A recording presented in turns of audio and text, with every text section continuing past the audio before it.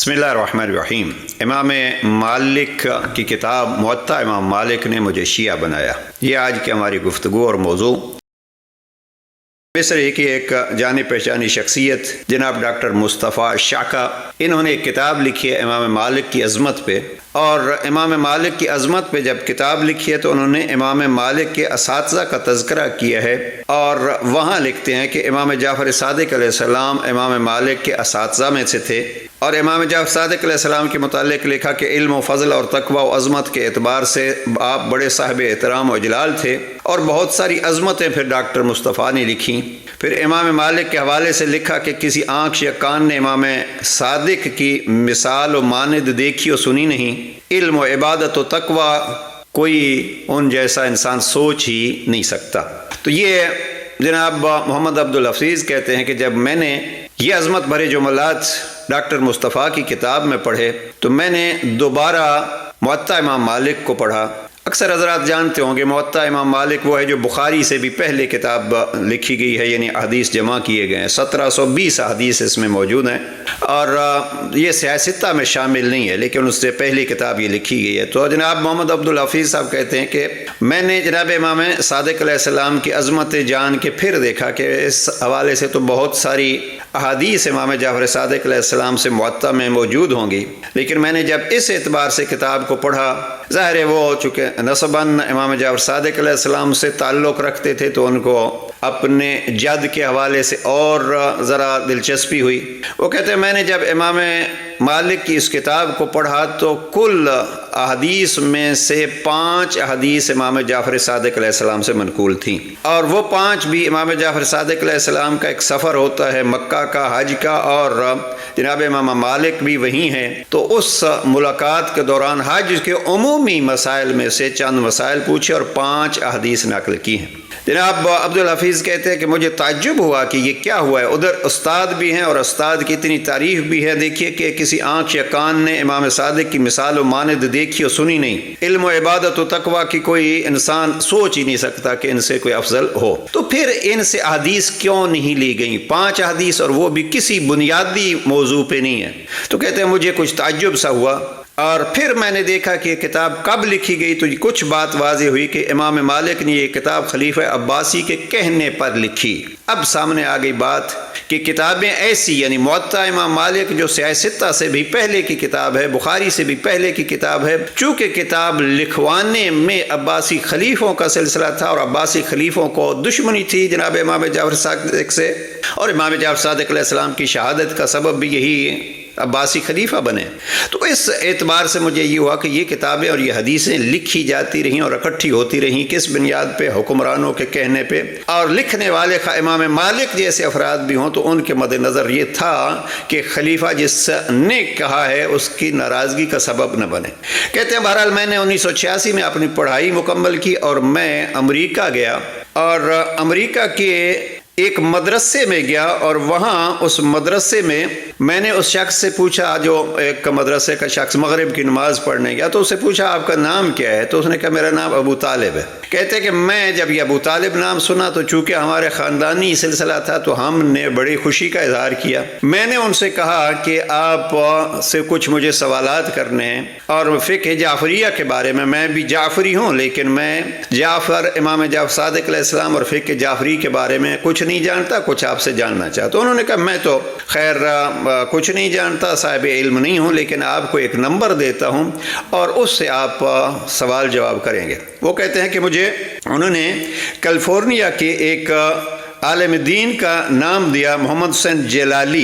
ये मोहम्मद हुसैन जलाली साहब का नाजुल बलागा पे भी काम है, 3 जिल्दों में इनकी किताब है।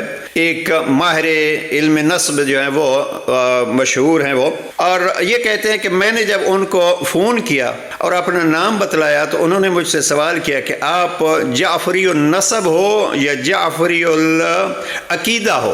तो मैंने इस वक्त तवज्जो से उनको कहा कि मैं जाफ़री नस्ब हूँ, जाफ़री अकीदा नहीं हूँ।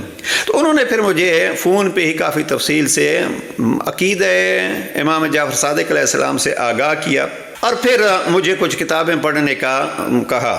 تو یہ جناب محمد عبدالحفیظ کہتے ہیں کہ میں نے پھر کچھ کتابیں پڑھنا شروع کی، اور ان کتابوں میں سے انہوں نے جو نام لکھے ہیں وہ کہتے ہیں خصوصاً المراجعات کا ہم کئی دفعہ تذکرہ کر چکے ہیں کہ یہ ایسی کتاب ہے کہ بہت سارے افراد اس کا مطالعہ کر کے، ڈاکٹر تیجانی تک بھی کہتے ہیں کہ مجھ پر زیادہ اثر جو میرے شیعہ ہونے میں کیا ہے تو وہی المراجعات سید محمد حسین سید شرف الدین موسوی لبنانی کی کتاب ہے. تو یہ کہتے ہیں میں نے المراجعات پڑھی، اصل الشیعہ و اصولها شیخ محمد حسین کاشف الغطاء کو پڑھا، عقائد شیعہ امام یا عقائد امامیہ امام شیخ رضا مظفر کو پڑھا، شیخ انطاکی کی کتاب لما اخترت مذہب اہل البیت، میں نے مذہب اہل بیت کیوں اختیار کیا، شیخ انطاکی کی کتاب کو پڑھا، یہ بھی ایک سنی سے شیعہ ہوتے ہیں. ثم اہتدیت اور کونوا مع صادقین، یہ اہل سنت سے شیعہ جو ہوتے ہیں ڈاکٹر تیجانی ان کی کتاب کو پڑھا. اور پھر ان 208 صفحات کی چھوٹی سی کتاب میں انہوں نے شیعہ عقیدے کو تفصیل سے لکھا ہے. تو یہ کہتے ہیں کہ جب انہوں نے مجھے کہا کہ دیکھیے آپ جعفری النسب ہیں یا جعفری العقیدہ ہیں، تو میں نے جعفری العقیدہ جان کے اپنے آپ کو بھی جعفری العقیدہ بھی بنایا، جعفری النسب تو میں تھا ہی. تو یہ بہرحال انہوں نے اپنے اس کو سفر کو لکھا، اور میں یہاں عرض کر رہا ہوں کہ تعجب کس بات پر ہوتا ہے، اور یہ تعجب ہونا بھی چاہیے کہ ایک ایسے استاد کا شاگرد ہو امام مالک جیسا، اور پھر جب بات آئے امام جعفر صادق علیہ السلام سے کچھ اقوال نقل کرنے کی تو پھر اتنی کیوں کمی ہے. یا تو یہ ہے کہ علم میں کمی ہوتی، اور علم میں کہتے ہیں ان جیسا کوئی نہیں ہے، تو پھر یہ کیوں ہو رہا ہے؟ معلوم ہوتا ہے کہ حکمرانوں کی وجہ سے ہوا ہے یا کچھ اور مسائل تھے. امام ابو حنیفہ کو دیکھیے، ان کے بارے میں بھی یہ ہے کہ امام جعفر صادق علیہ السلام کے ہم عصر تھے. مجھے بڑا تعجب ہوا، یہ سوال ہوتا ہے بنوری ٹاؤن کے ایک جناب مولانا یوسف صاحب تھے، ان سے محمد یوسف بنوری، ان سے سوال کیا گیا کہ آیا امام جعفر صادق علیہ السلام کے شاگرد تھے امام ابو حنیفہ؟ تو انہوں نے بڑی تفصیل سے لکھا ہے کہ امام ابو حنیفہ اور امام جعفر صادق علیہ السلام ایک ہی زمانے کے تھے، یعنی ہم عصر تھے. امام ابو حنیفہ امام محمد باقر کے یعنی امام جعفر صادق علیہ السلام کے والد کے شاگرد ہیں. اور پھر یہ لکھتے ہیں محمد یوسف بنوری صاحب لکھتے ہیں کہ ہم عصر تھے، لیکن جناب امام ابو حنیفہ نے، امام اعظم نے امام جعفر صادق علیہ السلام کی چند مجلسوں میں شرکت کی. اس وقت یہ دروس کو مجلس بھی کہا جاتا تھا، شرکت کی ہے وہاں. اگر آپ دیکھیے تو پھر کیا ہوا کہ امام مالک شاگرد ہیں اور باقی پھر ائمہ جو ان کے شاگرد ہیں اہل سنت کے. تو یہ ایک سوال ہم عرض کرتے ہیں اور اسی پہ گفتگو تمام کرتے ہیں کہ اس اساتذہ سے بھی کیوں نہیں یہ چیزیں لی گئیں. اور اگر آگے آپ جا کے سیاستہ کی کل کتابوں کو دیکھیے تو آخر اہل سنت برادران بھی امام علی علیہ السلام کو چوتھا خلیفہ مانتے ہیں. چوتھے خلیفے کے حوالے سے جو ہے وہ کم از کم کچھ تو نقل ہونا چاہیے تھا، دقیق تو نہیں، لیکن شہرت یہ ہے کہ 29 احادیث کل جناب امام علی علیہ السلام سے منقول ہیں. اس میں سے کچھ تکراری ہیں، اور وہ بھی جیسے موطا امام مالک میں امام صادق سے حج کے چند مسائل ہیں، تو اسی طریقے پہ علی علیہ السلام سے بھی سیاستہ میں کسی بھی مہم موضوع پہ کوئی گفتگو نقل نہیں کی گئی. اب یہ چیز واضح کرتی ہے امام صادق علیہ السلام کے علم کا تذکرہ تو آپ نے سن لیا. امیر المومنین کا یہ نہج البلاغہ میں امام فرماتے ہیں پوچھ لو 2 جگہ پہ. خطبہ نمبر 87 کے الفاظ بھی ہیں، 91 خطبہ نمبر 91 کے بھی الفاظ ہیں، اور خطبہ 187 کے الفاظ ہیں. علی وہ صاحب علم، تو کیوں نہیں علی سے علم لیا گیا؟ اس سے کچھ چیزیں واضح ہوتی ہیں کہ فضائل علی کو چھپایا گیا ہے.